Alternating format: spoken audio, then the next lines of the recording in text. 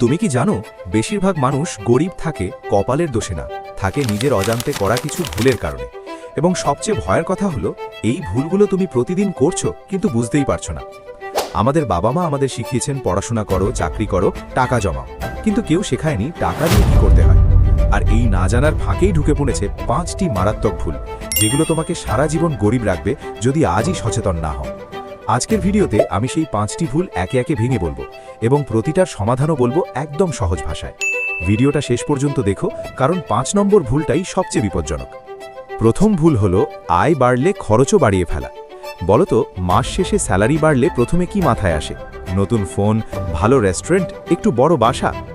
এটাকে অর্থনীতির ভাষায় বলে লাইফস্টাইল ইনফ্লেশন, মানে আয় যত বাড়ে খরচও তত বাড়ে, পরে ব্যাংকে যা থাকে শূন্য। মনে করো রহিম সাহেব মাসে 20,000 পান, খরচ করেন 18,000, এরপর প্রমোশন পেয়ে 30,000 পেলেন, এখন খরচ 28,000। আয় বাড়ল 10,000 কিন্তু সেভিংস বাড়ল মাত্র 2,000। এভাবে 10 বছর পরেও সে একই জায়গায় দাঁড়িয়ে। সমাধান হলো আয় বাড়লে আগে সেভিংস বাড়াও, তারপর খরচ বাড়াও। একটা সহজ নিয়ম মনে রাখো, পে ইয়োরসেলফ ফার্স্ট, মানে মাস শুরু হলেই আগে নিজের সেভিংস অ্যাকাউন্টে টাকা ঢালো, বাকিটা দিয়ে চালাও।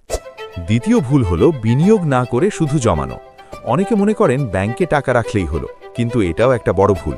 কারণ ব্যাংকে সেভিংস অ্যাকাউন্টে সুদ পাওয়া বড়জোর 3 থেকে 4%, আর মূল্যস্ফীতি মানে জিনিসপত্রের দাম বাড়ে বছরে 6 থেকে 7%। মানে তুমি টাকা রাখছো কিন্তু আসলে প্রতি বছর গরিব হচ্ছ, কারণ তোমার টাকার ক্রয় ক্ষমতা কমে যাচ্ছে। সমাধান হলো টাকাকে কাজে লাগাও। মিউচুয়াল ফান্ড, এসআইপি বা সরকারি বন্ডে ছোট ছোট বিনিয়োগ শুরু করো। মাত্র 500 টাকা দিয়েও শুরু করা যায়, এবং সময়ের সাথে কম্পাউন্ড ইন্টারেস্ট তোমার হয়ে কাজ করবে। তৃতীয় ভুল হলো ইএমআই এর ফাঁদে পড়া। মাত্র 999 টাকায় নিয়ে যান বা জিরো ডাউন পেমেন্টে আজই পান, এই বিজ্ঞাপনগুলো দেখে আমরা লাফিয়ে পড়ি, কিন্তু কেউ হিসেব করি না মোট কত দিচ্ছি। একটা ফোন ধরো যার দাম 15,000 টাকা, ইএমআইতে নিলে 12 মাসে দিচ্ছ হয়তো 18 থেকে 20,000 টাকা, মানে 3 থেকে 5,000 টাকা বেশি দিচ্ছ শুধু এখনই না পাওয়ার কারণে। এভাবে ফোন, টিভি, ফ্রিজ সব ইএমআইতে নিলে প্রতি মাসে তোমার আয়ের বড় একটা অংশ চলে যাচ্ছে সুদ হিসেবে, আর তুমি কখনো সামনে এগোতে পারছো না। সমাধান হলো যা কিনতে চাও আগে টাকা জমাও, তারপর কেনো। গরিবরা আগে কেনে পরে দেয়, আর ধনীরা আগে জমায় পরে কেনে। চতুর্থ ভুল হলো আর্থিক শিক্ষা না নেওয়া। আমরা স্কুলে শিখি ইতিহাস, ভূগোল, বিজ্ঞান, কিন্তু কেউ শেখায় না কিভাবে বাজেট করতে হয়, কিভাবে ট্যাক্স বাঁচাতে হয়, কিভাবে বিনিয়োগ করতে হয়। ফলে আমরা বড় হই আর্থিকভাবে অন্ধ হয়ে, এবং সেই অন্ধকারে ভুল সিদ্ধান্ত নিতে থাকি।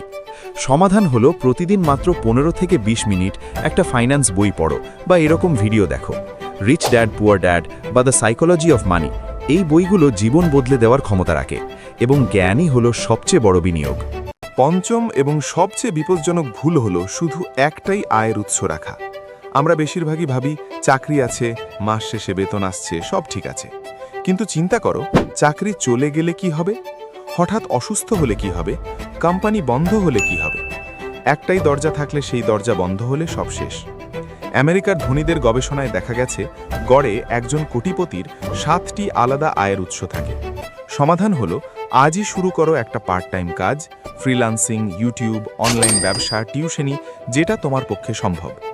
একটা ছোট এক্সট্রা ইনকাম আজ হয়তো 5,000 টাকা, কিন্তু 2 বছর পরে সেটাই হতে পারে তোমার মূল আয়। তাহলে বন্ধুরা, আজকে আমরা জানলাম সেই 5টি ভুল যেগুলো মানুষকে সারা জীবন গরিব রাখে।